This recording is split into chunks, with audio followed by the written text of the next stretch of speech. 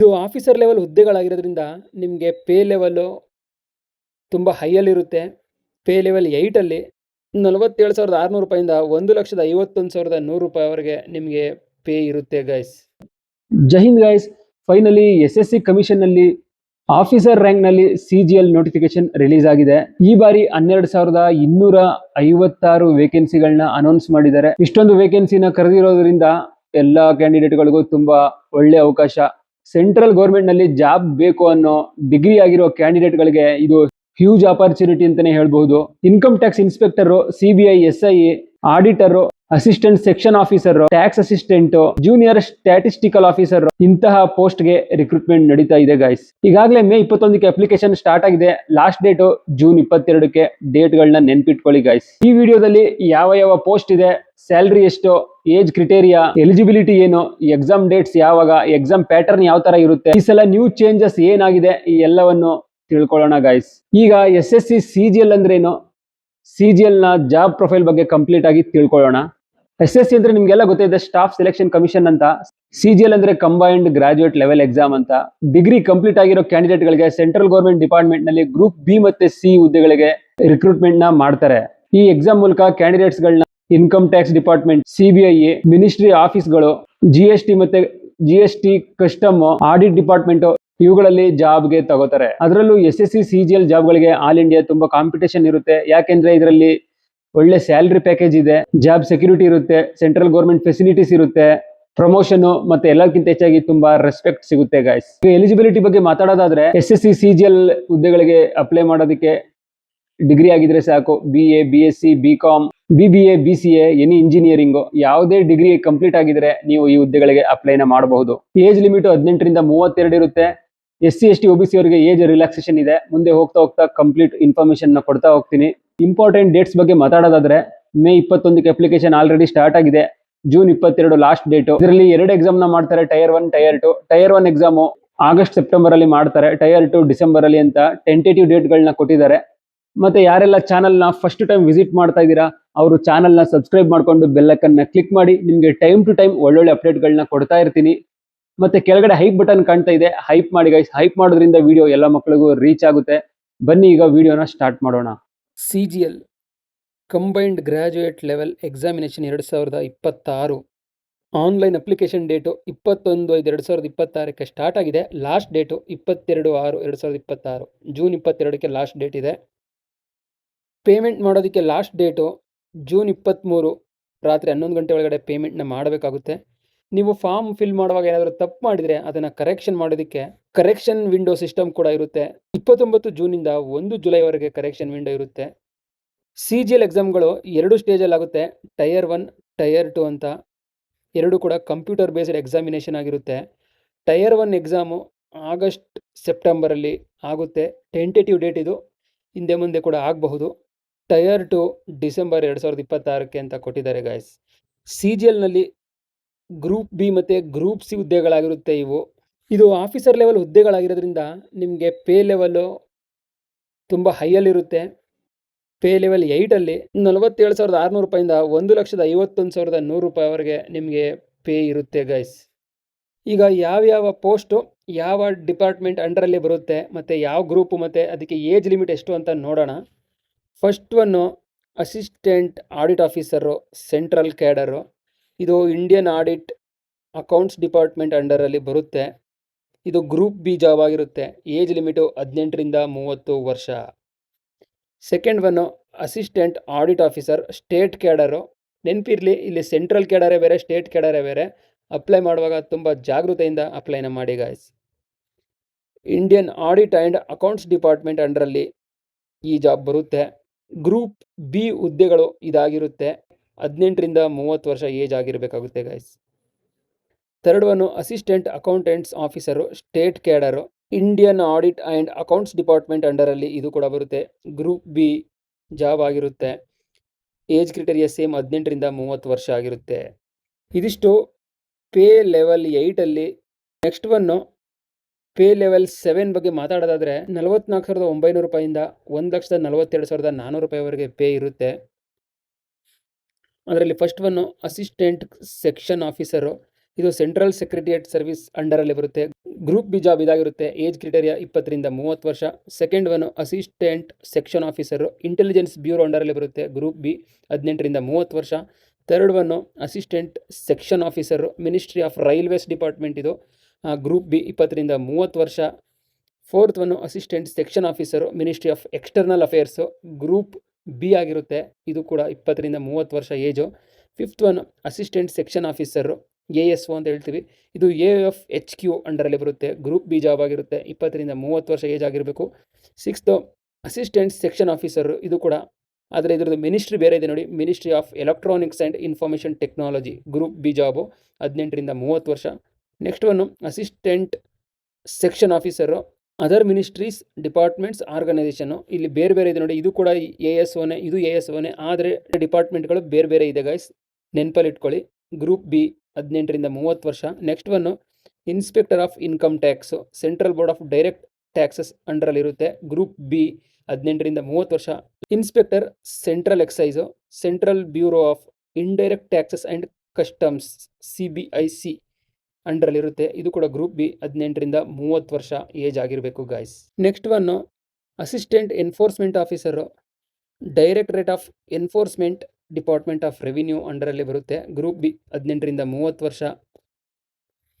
Next one sub inspector central bureau of investigation CBI ಅಂತ ಹೇಳ್ತೀವಿ. Group B 20ರಿಂದ 30 ವರ್ಷ ಏಜ್ ನೋಡಿ, ಇಲ್ಲಿ 20ರಿಂದ 30 ವರ್ಷ ನೆನ್ಪಿಟ್ಕೊಳ್ಳಿ. Next one inspector posts department of post ministry of communications group B 18ರಿಂದ 30 ವರ್ಷ. Last one inspector central bureau of narcotics ministry of finance group B, ಇದು ಏಜ್ 18ರಿಂದ 30 ವರ್ಷ. ನೆಕ್ಸ್ಟು ಪೇ ಲೆವೆಲ್ 6ಅಲ್ಲಿ ನೋಡೋದಾದರೆ ಸ್ಯಾಲ್ರಿ 35,400ರಿಂದ 1,12,400 ರೂಪಾಯಿ ಇರುತ್ತೆ.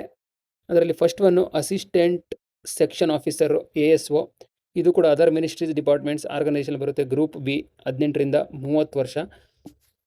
Next one executive assistant central board of indirect taxes group B 18ರಿಂದ 30 ವರ್ಷ. Research assistant national human rights NHRC ಅಂಡರಲ್ಲಿ ಬರುತ್ತೆ. ಗ್ರೂಪ್ ಬಿ 18ರಿಂದ 30 ವರ್ಷ. Next divisional accountant office under C&AG group B 18ರಿಂದ 30 ವರ್ಷ. Next one sub inspector national investigation agency NIA group B 18ರಿಂದ 30 ವರ್ಷ. Sixth one sub inspector junior intelligence officer narcotics control bureau group B 18ರಿಂದ 30 ವರ್ಷ.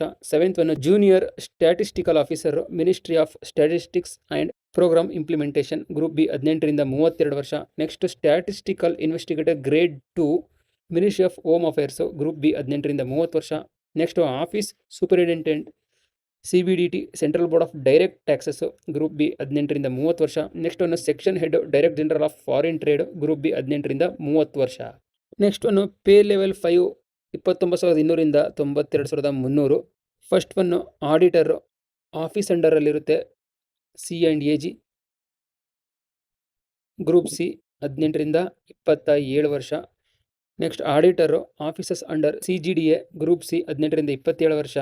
Third one auditor other ministry departments group C 18ರಿಂದ 27 ವರ್ಷ. Next accountant offices under C&AG group C 18ರಿಂದ 27 ವರ್ಷ. Next one accountant controller general of accounts group C 18ರಿಂದ 27 ವರ್ಷ. Next accountant junior accountant other ministry departments group C 18ರಿಂದ 27 ವರ್ಷ. Next pay level 4 25,500ರಿಂದ 81,100. ಅದರಲ್ಲಿ first one postal assistant sorting assistant department of posts ministry of communications ಅಂಡರಲ್ಲಿ ಬರುತ್ತೆ. Group C 18ರಿಂದ 27 ವರ್ಷ. Next senior secretariat assistant upper division clerks central government officers ministry other then CS cadres ಅಂಡರಲ್ಲಿ ಬರುತ್ತೆ. Group C 18ರಿಂದ 27 ವರ್ಷ.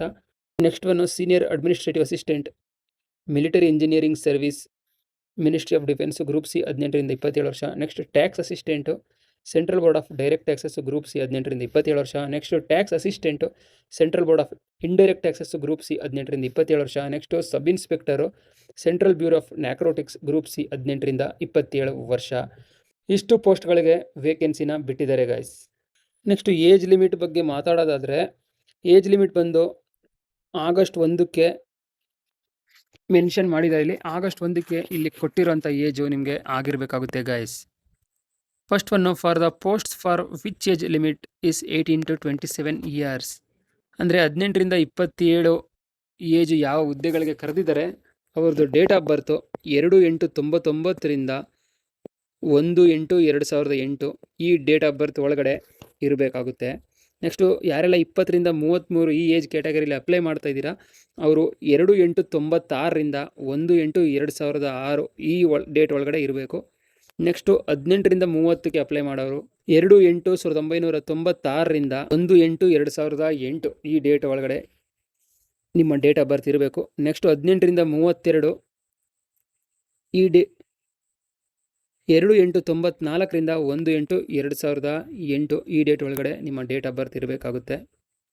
Next age relaxation ಬಗ್ಗೆ ಮಾತಾಡೋದಾದರೆ SC/ST ಅವರಿಗೆ 5 ವರ್ಷ, OBC 3 ವರ್ಷ, PWBD 10 ವರ್ಷ ಅಂದರೆ ಹ್ಯಾಂಡಿಕ್ಯಾಪ್ಟು, PWBD OBC 13 ವರ್ಷ, PWBD SC/ST 15 ವರ್ಷ. ಹ್ಯಾಂಡಿಕ್ಯಾಪ್ಟ್ಗೆ ಇಲ್ಲಿ ಕ್ಯಾಟಗರಿ ವೈಸ್ ಇಲ್ಲಿ ಕನ್ಸೆಷನ್ನ ಕೊಟ್ಟಿದ್ದಾರೆ.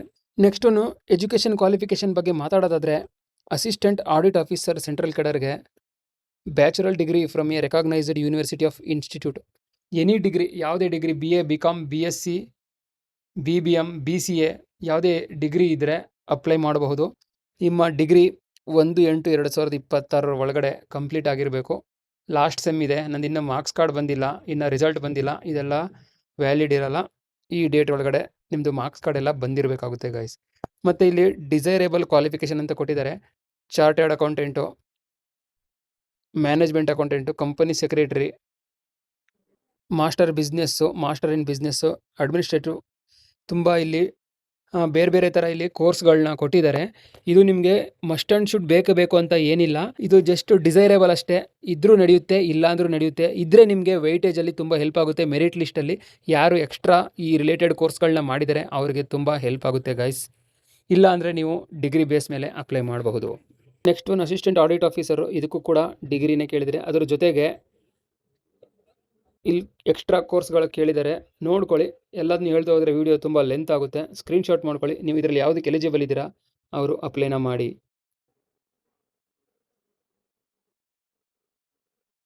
Next same assistant accountants officer state cadre, ಇದಕ್ಕೂ ಅಷ್ಟೇ ಡಿಗ್ರಿ ಆಗಿರಬೇಕು. ಇಲ್ಲಿ ಇನ್ನೊಂದು ಇಂಪಾರ್ಟೆಂಟ್ ಏನಂದರೆ ಗಾಯ್ಸ್, ಡಿಗ್ರಿ ಜೊತೆಗೆ ನೀವು ಯಾವ ಸ್ಟೇಟಲ್ಲಿ ಅಪ್ಲೈ ಮಾಡ್ತೀರಾ ಜಾಬ್ಗೆ ಆ ಸ್ಟೇಟ್ದು ಲ್ಯಾಂಗ್ವೇಜ್ ಬರಬೇಕು. ಫಾರ್ ಎಕ್ಸಾಂಪಲ್, ಈಗ ಕರ್ನಾಟಕದಲ್ಲಿ ನೀವು ಅಪ್ಲೈ ಮಾಡ್ತಾ ಇದ್ದೀರಾ ಅಂದರೆ ಕರ್ನಾಟಕದ ಲ್ಯಾಂಗ್ವೇಜ್ ಕನ್ನಡ ಬರಲೇಬೇಕು, ನಿಮಗೆ ಬಂದೇ ಬರುತ್ತೆ. ಫಾರ್ ಎಕ್ಸಾಂಪಲ್, ನೀವು ತಮಿಳ್ನಾಡು, ಕೇರಳ, ಆಂಧ್ರದಲ್ಲಿ ಅಪ್ಲೈ ಮಾಡ್ತೀರಾ ಅಂದ್ಕೊಳ್ಳಿ, ಅಲ್ಲಿ ವೇಕೆನ್ಸಿ ಜಾಸ್ತಿ ಇದೆ ಅಂತ, ನಿಮಗೆ ಆ ಸ್ಟೇಟಿನ ಲ್ಯಾಂಗ್ವೇಜು ಬರಬೇಕಾಗುತ್ತೆ ಗೈಸ್. ಇಲ್ಲಾಂದರೆ ನಿಮ್ಮನ್ನ ರಿಜೆಕ್ಟ್ ಮಾಡ್ತಾರೆ. ಇಲ್ಲಾಂದರೆ ಲ್ಯಾಂಗ್ವೇಜ್ನ ಕಲಿಬೇಕಾಗುತ್ತೆ. ಎರಡರಲ್ಲೊಂದು ಆಪ್ಷನ್ ನಿಮ್ಮ ಹತ್ರ ಇರಬೇಕಾಗುತ್ತೆ. ಸ್ಟೇಟ್ ಕೆಡರ್ಗೆ ಡಿಸೈರೇಬಲ್ ಕ್ವಾಲಿಫಿಕೇಷನ್ನು ಇಲ್ಲಿ ಕೊಟ್ಟಿದ್ದಾರೆ, ನೋಡ್ಕೊಳ್ಳಿ, ಸ್ಕ್ರೀನ್ಶಾಟ್ ಮಾಡ್ಕೊಳ್ಳಿ. ನೆಕ್ಸ್ಟ್ ಜೂನಿಯರ್ ಸ್ಟೇಟಿಸ್ಟಿಕಲ್ ಆಫೀಸರು, ಇದಕ್ಕೂ ಕೂಡ ಡಿಗ್ರಿ ಆಗಿರಬೇಕು. 60% ಮಾರ್ಕ್ಸ್ನ ಕೇಳಿದ್ದಾರೆ. ಆಲ್ಮೋಸ್ಟು ಎಲ್ಲ ಹುದ್ದೆಗಳಿಗೂ ಡಿಗ್ರಿ ಆಗಿರಬೇಕಾಗುತ್ತೆ ಗೈಸ್. ಎಲ್ಲ ಪೋಸ್ಟ್ಗಳದ್ದು ಈ ಥರ ನೋಡ್ಕೊಂಡು ಹೋದರೆ ವೀಡಿಯೋ ತುಂಬ ಲೆಂತ್ ಆಗುತ್ತೆ. ನಿಮಗೆ PDF ಬೇಕಾದರೆ ನಾನು ನಿಮಗೆ ಪ್ರೊವೈಡ್ ಮಾಡ್ತೀನಿ. ಯಾವ ಪೋಸ್ಟ್ಗೆ ಯಾವ ಥರ ಡಿಸೈರೇಬಲ್ ಕ್ವಾಲಿಫಿಕೇಷನ್ ಕೇಳಿದ್ದಾರೆ ಅಂತ ನಿಮಗೆ PDF ಪ್ರೊವೈಡ್ ಮಾಡ್ತೀನಿ. ನೆಕ್ಸ್ಟು ಅಪ್ಲೈ ಹೇಗೆ ಮಾಡೋದು ಅಂದರೆ, ನೀವು SSC GD ಆಗಿರ್ಬೋದು, SSC MTS ಆಗಿರ್ಬೋದು, SSC ಫೇಸ್ 14 ಆಗಿರ್ಬೋದು, ಯಾವುದೇ ಹುದ್ದೆಗಳಿಗೆ ನೀವು SSC ಕಮಿಷನಲ್ಲಿ SSC ವೆಬ್ಸೈಟಲ್ಲಿ ನೀವು ಅಪ್ಲೈನ ಮಾಡಿರ್ತೀರಾ. ಆವಾಗ ನೀವು ಒಂದು ರಿಜಿಸ್ಟ್ರೇಷನ್ನ ಮಾಡಿರ್ತೀರಾ, ಯೂಸರ್ ನೇಮು ಪಾಸ್ವರ್ಡ್ ಎಲ್ಲ ಕ್ರಿಯೇಟ್ ಮಾಡಿರ್ತೀರಾ.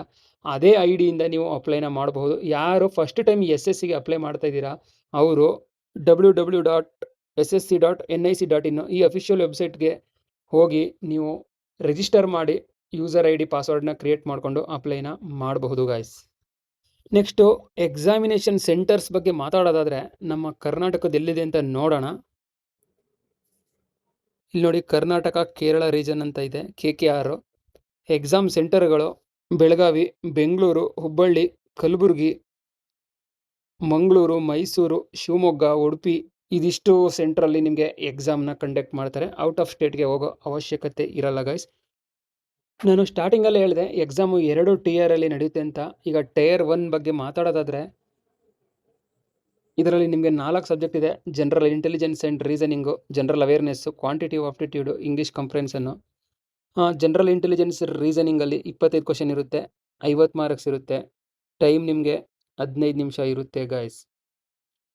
15 ನಿಮಿಷದಲ್ಲಿ ಈ ಪಾರ್ಟ್ನ ನೀವು ಕಂಪ್ಲೀಟ್ ಮಾಡಬೇಕಾಗುತ್ತೆ. Next general awareness 25 question, 50 marks, ಅಂದರೆ ಒಂದು ಕ್ವಶನ್ಗೆ 2 ಮಾರ್ಕ್ಸ್ನ ಕೊಟ್ಟಿರ್ತಾರೆ. ಇದಕ್ಕೆ 15+5 20 ನಿಮಿಷದಲ್ಲಿ ನೀವು ಇದನ್ನು ಕಂಪ್ಲೀಟ್ ಮಾಡಬೇಕಾಗುತ್ತೆ ಗಾಯ್ಸ್. ನೆಕ್ಸ್ಟು ಯಾರೆಲ್ಲ ಹ್ಯಾಂಡಿಕ್ಯಾಪ್ಸ್ ಇದ್ದೀರಾ ಅವ್ರಿಗೆ 1 ಅವರ್ 20 ನಿಮಿಷ ಇರುತ್ತೆ. ಅಂದರೆ 20 ನಿಮಿಷ ನಿಮಗೆ ಎಕ್ಸ್ಟ್ರಾ ಟೈಮ್ ಇರುತ್ತೆ ಗೈಸ್. ಪ್ರತಿ ಸಬ್ಜೆಕ್ಟಲ್ಲೂ 20 ನಿಮಿಷದಲ್ಲಿ ನೀವು ಕಂಪ್ಲೀಟ್ ಮಾಡಬೇಕಾಗುತ್ತೆ. ಟೈರ್ 1ನಲ್ಲಿ ನಿಮಗೆ ಮಲ್ಟಿಪಲ್ ಚಾಯ್ಸ್ ಕ್ವಶನ್ಸ್ ಬರುತ್ತೆ. ಇಂಗ್ಲೀಷ್ ಮತ್ತು ಹಿಂದಿ ಲ್ಯಾಂಗ್ವೇಜಲ್ಲಿ ಎಕ್ಸಾಮ್ನ ಕಂಡಕ್ಟ್ ಮಾಡ್ತಾರೆ. ನೆಗೆಟಿವ್ ಮಾರ್ಕ್ಸು 0.5 ಇರುತ್ತೆ. 1 ಮಾರ್ಕ್ಸ್ ನೀವು ತಪ್ಪು ಮಾಡಿದ್ರೆ ಅರ್ಧ ಮಾರ್ಕ್ಸ್ನ ಕಟ್ ಮಾಡ್ತಾರೆ ಗಾಯ್ಸ್. ಟೈರ್ 2ಅಲ್ಲಿ 3 ಪೇಪರ್ ಇರುತ್ತೆ ಗಾಯ್ಸ್. ಪೇಪರ್ 1 ಬಗ್ಗೆ ಮಾತಾಡೋದಾದರೆ ಸೆಷನ್ 1ನಲ್ಲಿ ನಿಮಗೆ 2 hours 15 minutes ಟೈಮ್ ಇರುತ್ತೆ. ಸೆಕ್ಷನ್ 1ನಲ್ಲಿ ಪಾರ್ಟ್ ಎಯಲ್ಲಿ ಮ್ಯಾಥಮೆಟಿಕಲ್ ಎಬಿಲಿಟೀಸು ಮತ್ತು ಪಾರ್ಟ್ ಬಿಯಲ್ಲಿ ರೀಸನಿಂಗ್ ಆ್ಯಂಡ್ ಜನರಲ್ ಇಂಟೆಲಿಜೆನ್ಸ್ ಇರುತ್ತೆ. 30 ಕ್ವಶನ್ ಇರುತ್ತೆ ಪಾರ್ಟ್ ಎ ಮತ್ತು ಪಾರ್ಟ್ ಬಿ ಎರಡರಲ್ಲೂ. Total 60 question. ಒಂದು ಕ್ವಶನ್ಗೆ 3 ಮಾರ್ಕ್ಸ್, ಹಂಗೆ ಟೋಟಲು 180 ಮಾರ್ಕ್ಸ್ ಇರುತ್ತೆ. ಒಂದು ಸೆಕ್ಷನ್ಗೆ 30 ನಿಮಿಷ ಟೈಮ್ ಇರುತ್ತೆ. ಮತ್ತು ಯಾರೆಲ್ಲ ಹ್ಯಾಂಡಿಕ್ಯಾಪ್ಸ್ ಇದ್ದಾರೆ ಅವ್ರಿಗೆ 1 hour 20 ನಿಮಿಷ ಎಕ್ಸ್ಟ್ರಾ ಟೈಮ್ ಇರುತ್ತೆ ಗೈಸ್. ಸೆಕ್ಷನ್ 2 ಅಲ್ಲಿ ಪಾರ್ಟ್ ಎಲ್ಲಿ English language and comprehension, part ಬಿಯಲ್ಲಿ ಜನರಲ್ ಅವೇರ್ನೆಸ್ ಇರುತ್ತೆ. ಇದು 45+25 ಟೋಟಲ್ 70 ಕ್ವಶನ್ ಇರುತ್ತೆ. ಒಂದು ಕ್ವಶನ್ಗೆ 3 ಮಾರ್ಕ್ಸು, ಟೋಟಲ್ 210 ಮಾರ್ಕ್ಸ್ ಇರುತ್ತೆ ಗೈಸ್. ಇದರಲ್ಲಿ ನಿಮಗೆ ಒಂದು ಸೆಕ್ಷನ್ನ 40 ನಿಮಿಷದಲ್ಲಿ ಕಂಪ್ಲೀಟ್ ಮಾಡಬೇಕಾಗುತ್ತೆ. ಲ್ಯಾಂಗ್ವೇಜ್ ಆ್ಯಂಡ್ ಕಂಪ್ರೆಷನ್ನು 20 ನಿಮಿಷ ಕೊಟ್ಟಿದ್ದಾರೆ. ಮತ್ತು ಹ್ಯಾಂಡಿಕ್ಯಾಪ್ಸ್ಗೆಲ್ಲ ಟೈಮು ಎಕ್ಸ್ಟ್ರಾನೇ ಕೊಟ್ಟಿದ್ದಾರೆ ನೋಡಿ, 55 minutes + 25 minutes. ಸೆಕ್ಷನ್ 3ಅಲ್ಲಿ ಕಂಪ್ಯೂಟರ್ ನಾಲೆಡ್ಜ್ ಟೆಸ್ಟ್ ಇರುತ್ತೆ. 20 ಕ್ವಶನ್ಗೆ ಟೋಟಲ್ 60 ಮಾರ್ಕ್ಸ್ ಇರುತ್ತೆ. 15 ನಿಮಿಷದಲ್ಲಿ ಕಂಪ್ಲೀಟ್ ಮಾಡಬೇಕಾಗುತ್ತೆ. ಮತ್ತು ಸೆಕ್ಷನ್ 4ಅಲ್ಲಿ ಡಾಟಾ ಎಂಟ್ರಿ ಸ್ಪೀಡ್ ಟೆಸ್ಟ್ ಇರುತ್ತೆ. 1 ಡಾಟಾ ಎಂಟ್ರಿ ಟಾಸ್ಕ್ ಅಂತ. ಇದಿಷ್ಟು ಆಯಿತು ಪೇಪರ್ 1. ಪೇಪರ್ 2 ಅಲ್ಲಿ ಸ್ಟ್ಯಾಟಿಸ್ಟಿಕ್ಸ್ ಇರುತ್ತೆ. 100 ಕ್ವಶನ್ ಇರುತ್ತೆ. ಒಂದು ಕ್ವಶನ್ಗೆ 2 ಮಾರ್ಕ್ಸು, 200 ಕ್ವಶನ್ಸ್ ಇರುತ್ತೆ. 2 hours ಟೈಮ್ ಇರುತ್ತೆ ಗೈಸ್. ಪೇಪರ್ 3ಅಲ್ಲಿ ಜನರಲ್ ಸ್ಟಡೀಸ್ ಇರುತ್ತೆ, ಫೈನಾನ್ಸ್ ಆ್ಯಂಡ್ ಎಕನಾಮಿಕ್ಸು. ಇದರಲ್ಲೂ ಕೂಡ 100 ಕ್ವಶನ್ಸ್ ಇರುತ್ತೆ 200 ಮಾರ್ಕ್ಸ್ಗೆ.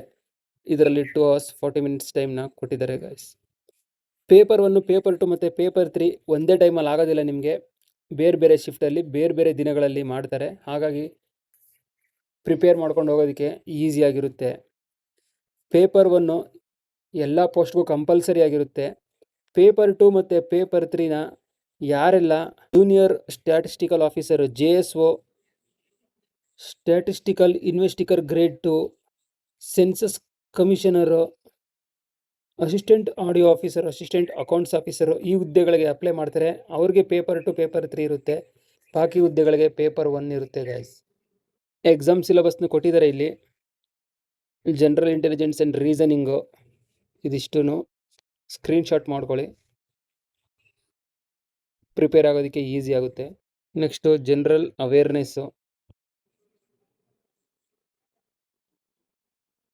ಅದಾದಮೇಲೆ ಕ್ವಾಂಟಿಟಿವ್ ಆಪ್ಟಿಟ್ಯೂಡು ಇದಿಷ್ಟಿದೆ.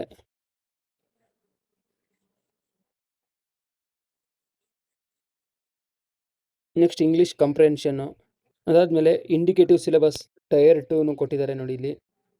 ಇದನ್ನೆಲ್ಲ ನೋಡ್ತಾ ಹೋಗಿ. ಆಲ್ಜಿಬ್ರಾ, ಜಿಯೋಮೆಟ್ರಿ ಪ್ರತಿಯೊಂದು ಕೊಟ್ಟಿದ್ದಾರೆ. Mensuration, trigonometry, statistics and probability part B ಇದು. ನೆಕ್ಸ್ಟ್ PET ಬಗ್ಗೆ ಮಾತಾಡೋದಾದರೆ, ಯಾರೆಲ್ಲ ಗ್ರೂಪ್ ಸಿ ಪೋಸ್ಟ್ಗೆ ಅಪ್ಲೈ ಮಾಡಿದ್ದೀರಾ ಅವ್ರಿಗೆ 1 mile ರನ್ ಇರುತ್ತೆ. ಅಂದರೆ 1600 ಮೀಟರ್ ರನ್ ಇರುತ್ತೆ. 10 ನಿಮಿಷದಲ್ಲಿ ಕಂಪ್ಲೀಟ್ ಮಾಡಬೇಕಾಗುತ್ತೆ. ಇದು ಗ್ರೂಪ್ ಸಿಯಲ್ಲಿ ಅಪ್ಲೈ ಮಾಡಿರೋರಿಗೆ ಮಾತ್ರ. Next PST physical standard test ಬಗ್ಗೆ ಮಾತಾಡೋದಾದರೆ, ಇಲ್ಲಿ ರೀಸನ್ ವೈಸ್ ಕೊಟ್ಟಿದ್ದಾರೆ. ನಮ್ಮ ರೀಸನ್ ಎಲ್ಲಿದೆ ಅಂತ ನೋಡೋಣ. ನಮ್ಮದು ಸೌತ್ ರೀಸನ್ ಬರುತ್ತೆ, ಕರ್ನಾಟಕ. ಹೈಟು 157 ಸೆಂಟಿಮೀಟರ್ ಇರಬೇಕು. ಚೆಸ್ಟು 75 ಇರಬೇಕು.